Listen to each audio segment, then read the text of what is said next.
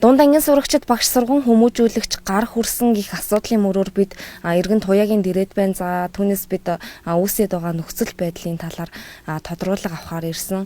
За тэгэхээр яг юу болсон бэ? 11 сарын 16-нд болсон гэж байна. Тэгээд тэр хугацаанаас хоошо сургуулаас ямар нэгэн арга хэмжээ авсан уу? Тийм байгаагүй. Яг ангийнх нь багш уучлалт гуйс утсаар 2 дугаар цаг дээр ангийнх нь багш орж исэн байна. Тэр чинь гаднаас нэг Монгол бичгийн багш Бүжин лам гэдэг багш орж ирсэн байна. Тэгээд тэр нийт хүүхдүүдээс нэг юм асуусан байна. Монголчуудын талаар тэр нөгөө хүүхдүүд мэдэхгүй гэсэн байна. Тэгэхээр энэ багш нь босоод бүгдийг толгой дараад нь зохион хөвжсэн байна. Зодоол та нар яга мэддгүнгээ. Тэгснэ манай хүүхдэр очингуудаа тэмдэг номоор нь баахан оруулгаад нуураар нь 5 6 удаа амар хүчтэй зогсомж юм чинь. Миний хүүхд энэ жил дөнгөж 11 настай. Багштай зодуулж явж байгаад машин дээр л өгчүүл яах вэ? Би 2 хүн хүүхдээ шүү дээ. Тухайн багшаас урд нь ийм үйлдэл гарч ирсэн үү? Миний хүүг бас нэг удаа биш. Одоо ганцхан ингэ зодуулчихад байгаа юм биш. Түрүүн дээр бас зодсон л юм билий. Тэгээ яг хүүхд болохоор хэлэхгүй л байхгүй юу? Эдгэр чинь ангидаа энэ хүүхдүүд л асаа нүүмүүлээд гүйж харин штэ. Тэгээ хүмүүс ингэ зодж илсэн гэсэн. Би энэ хүүхд хүмүүс зодуулчаад хүүхдээ ингэ бас зүгээр байлгамааргүй байна. Одоо ямар ч хүмүүс хүүхдийн араас хяналт тавьж юм бэ? Зүгээр ингэ эзэнгөө ингэ хайчаар дайлангуу эрэгтэй хүүхдийг гайг үзгээл бодоо яваад байгаа шүү дээ. Тэгсэн чинь харин цаагуур нь өстө бүр өстө нэлээд болгоо байлгаа явж шүү дээ. Бүр зодоод. Ямар зөөртэй байна? Нуруу хөвдөл.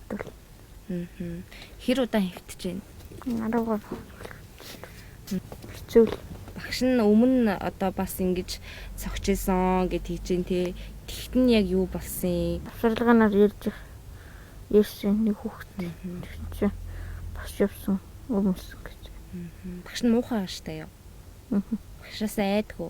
78 дугаар сургуулийн дунд ангийн сурагчийг багш цогсноос үүдэн босож чадахгүй биеийн хүндэрсэн ийм нөхцөл байдалтай байгаа талаарх мэдээллийг бид та бүхэнд хүргэлээ.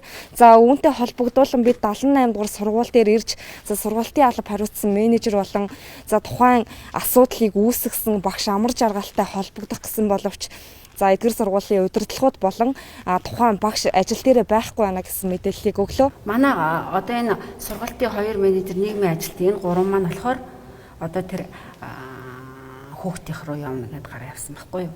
Захирал байжгаад яг энэ хүүхдүүдийг ирэхийн өмнөх нь нэг 30-40 минутын өмнө яам руу гарах ажилтаа болсон. Яам руу явлаа шүү гэж хэлээ гарсан.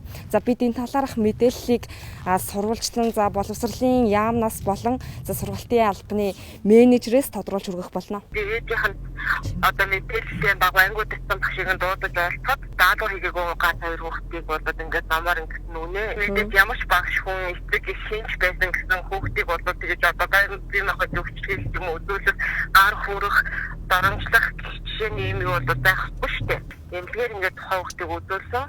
Одоо ингээд нөгөө онош эмчээ магадлагаа ингээд юмудаа авчирээд ингээд бид нартай уулзаа чи хүүхдийн би ерөөхдөө гайгүй ямар хөө байна вэ гэдэг ингэсэн байхгүй юу.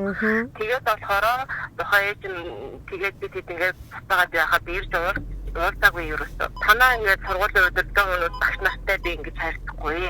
Би явдаг газраар нь явна, хуульч хүүхд цагдаагийн байгууллагаар явна гэж манай багшийг цагдаад мэдгэсэн байсан байхгүй юу. Тэгээд цагдаагаар яваа шүүхийн магадлагаа энэ ингээд гараад байхад бол хүүхэд бол ямар нэгэн гэмтэлгүй гэхдээ хүүхдээ ирэхэд зөрчсөн учраас гэдэг дээр үндэслээд төслийн хуулиар 300 сая төгрөгөөр манай багшийг торгосон байгаа.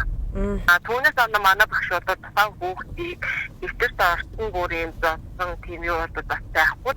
Хүүхдийн эрхийг зөрчсөн гэж байгаа тухайн багшид ямар хариуцлага арга хэмжээ тооцох вэ?